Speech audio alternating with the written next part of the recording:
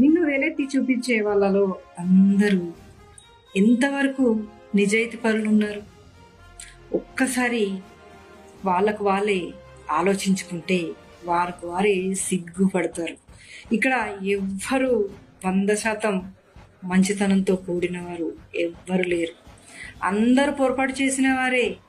కాకపోతే దొరికితేనే దొంగలు, దొరకకపోతే దొరల్లా ప్రవర్తిస్తారు. దొరికితే మాత్రం దొంగలైపోతారు, దొరకపోతే వాళ్ళే దొరలై ఇతరులను దొంగలుగా చూసి విర్రవీగుతుంటారు. కానీ కాలం ఒకటి ఉంటుంది, సమయం ఎవ్వరికి ఏ టైంలో ఎలా బుద్ధి చెప్పాలో అలా ఖచ్చితంగా చెప్తుంది. ఆ సమయమే కర్మ. కర్మ ఎవరిని వదిలిపెట్టదు.